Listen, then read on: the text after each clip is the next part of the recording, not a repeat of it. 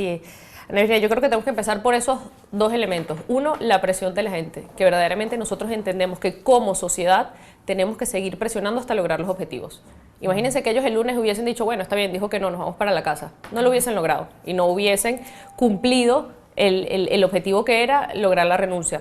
Y yo también tengo que decir el tema de los cuerpos del Estado. Era un país donde se respeta completamente el derecho a la protesta, en donde se respeta completamente los derechos humanos, y eso hace que sea una brecha enorme con nosotros. Pero nosotros no podemos, ese primer elemento, que es el de seguir hasta conseguir nuestros objetivos, es lo que yo creo que tenemos que copiar de lo ocurrido en Puerto Rico.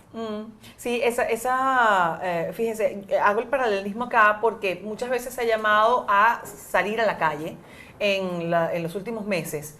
Y la respuesta que uno a veces siente del venezolano es, bueno, pero ¿para qué? ¿Qué puedo lograr con eso? Tras 20 años quizás saliendo a la calle, manifestar mi inconformidad, mi molestia por algunas medidas. Realmente da resultado salir a la calle. Sabemos las diferencias entre un país y otro, pero daría resultado, diputada. Completamente. Cada vez que nos preguntan eso, nuestra respuesta es, vamos a hacer el ejercicio de pensar en qué momento nosotros hemos acorralado al régimen. ¿Cuándo estamos en la calle? El régimen entra en una zona de confort, por llamarlo de alguna manera, cuando logra sembrar la desesperanza y cuando logra que el ciudadano piense exactamente así. No sirve de nada, no vale la pena. Pero si nosotros estudiamos, cada vez que nosotros hacemos presión en la calle, cada vez que nosotros salimos, es cuando ellos más se sienten acorralados y es cuando ellos más cometen errores. Y podemos verlos, es cuando más se notan sus diferencias, es cuando más se les cae la poca careta que ya podían tener.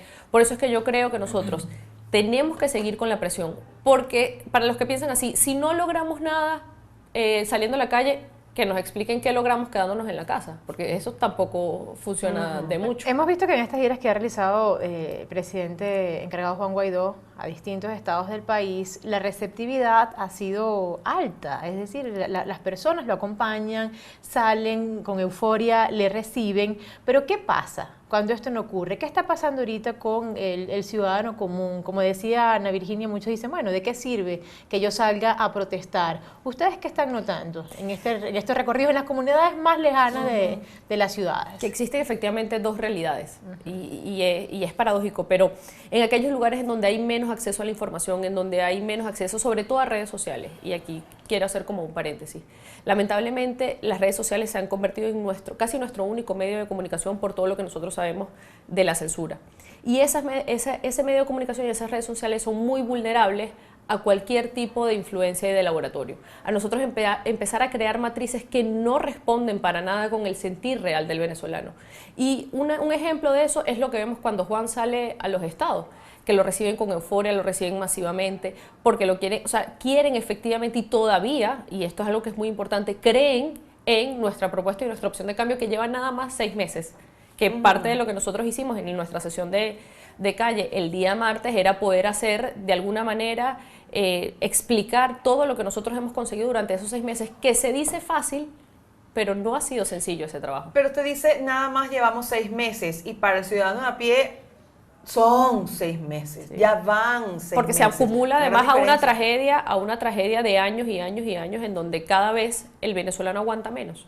Porque efectivamente la crisis de Venezuela se ha acelerado a una manera en donde el venezolano cada vez pasa más trabajo, en donde el venezolano cada vez se le hace más complicado, en donde tenemos el tema de los apagones y ahora el tema de los servicios públicos, el agua y el gas. En este año nosotros decíamos, se han hecho el doble de protestas que durante el año 2017 y eso suena increíble, pero es realmente así. Y cuando yo digo que nosotros hemos logrado cosas, son cosas que hace un año no teníamos, o sea, como fuerza política, incluso como opción democrática. Nosotros ya hemos logrado que nos reconozcan los 60 países, pero hemos logrado el control de nuestras empresas, hemos logrado que nuestros embajadores sean los interlocutores naturales con países afuera. Hemos logrado, y esto es muy muy importante, cerrarle la chequera al régimen, que eso era impensable y es uno de los golpes más certeros. Y el gobierno dice que precisamente cerrarle esa chequera es la causa del padecimiento que sufren los venezolanos en este momento, diputada. Pongamos en el 2015, habían igual colas por desabastecimiento, existía igual el problema de la inflación y no nos alcanzaba el salario.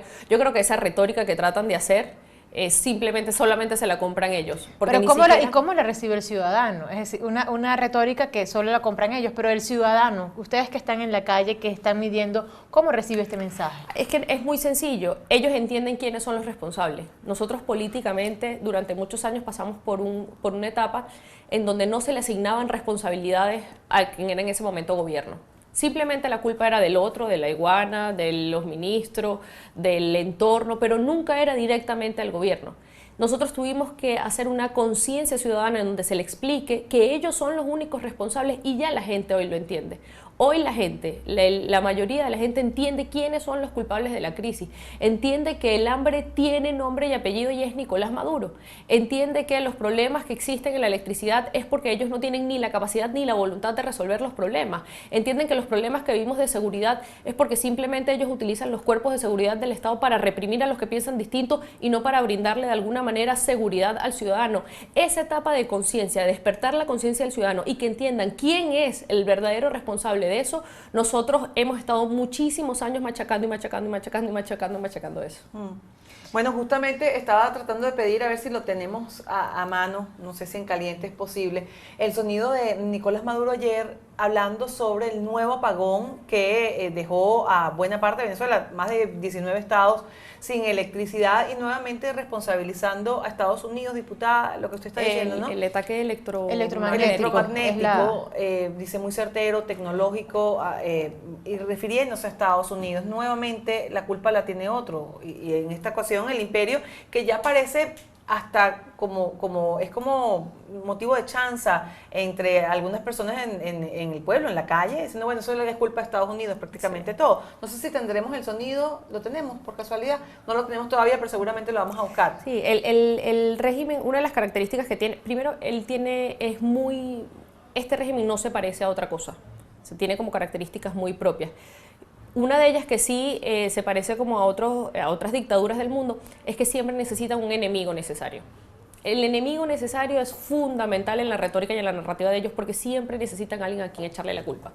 Nunca existe, y las pocas veces que existe el decir, bueno, los responsables somos nosotros, vamos a ver cómo hacemos, es porque existe un conflicto interno dentro de ellos que tienen que solventar, pero nunca es para tomar medidas necesarias acerca del problema particular. Pero eso ha funcionado durante un buen tiempo. Sin duda. ¿Sigue funcionando?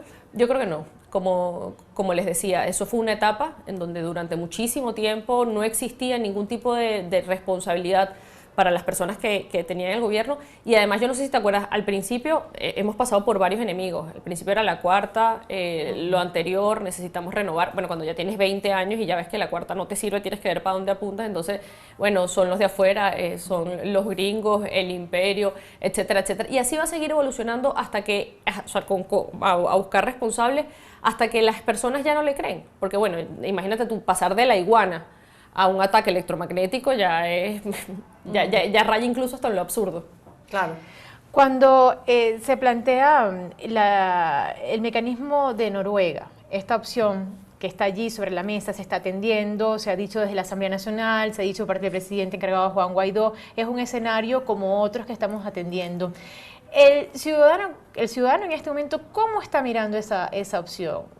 ¿Cómo la está evaluando? ¿Cómo la recibe? ¿Cuánta credibilidad o confianza deposita en ella? El venezolano quiere soluciones.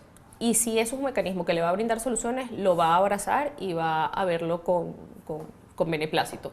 El problema está en que el venezolano ya no cree en el régimen como interlocutor. Y ahí es en donde entra. Pero yo estoy, y yo siempre digo que ese es uno de nuestros mayores conflictos en todos estos procesos. Siempre lo hemos hablado con todos los cuerpos diplomáticos, con todos los embajadores que nosotros nos sentamos. El problema es que nosotros no tenemos allá un interlocutor seguro, porque existen tantas fracturas dentro de ellos que tú no sabes con cuál te estás sentando, con cuál de las fracciones te estás sentando. Y ahí puede ser que estén jugando policía bueno o policía malo, o que verdaderamente existen fracturas. A mí no me gusta como especular, yo simplemente me voy como a los hechos. Eso hace muy complicado este tipo de mecanismos. Que lo tenemos que hacer, lo tenemos que hacer. Que los obligamos a que se sentaran, y esto es muy importante. Eso fue un logro de estos 6 meses. Porque para ellos, ¿para qué se sientan si se sienten reyes? Es porque están ahogados con el tema de la protección de los activos, es porque no tienen ningún tipo de respaldo y porque efectivamente yo creo que tienen fracturas internas que tienen que invitar a terceros y a cuartos a poder participar en sus diferencias. Tenemos ya el sonido de Nicolás Maduro hablando del apagón del lunes 22 de julio. Vamos a escucharlo y nos vamos a la pausa directo para seguir conversando con la diputada Viviana Lucas. Ahí tenemos, hace 72 horas sufrimos un ataque electromagnético de alta factura tecnológica. No es el primero. Lo único que en esta oportunidad los enemigos de nuestra patria lograron otra vez desconectar el sistema eléctrico nacional, el cual ya estamos recuperando a alto nivel y estabilizando. Debes saber que ataques como este hemos sufrido en los últimos 4 meses, decenas de ataques, y hemos ido blindando paso a paso. Lo sabe nuestra Fuerza Armada Nacional Bolivariana, que está adentro del corazón de las tareas de protección del sistema eléctrico. Es el imperialismo norteamericano, desesperado por sus derrotas en Venezuela. Ahora,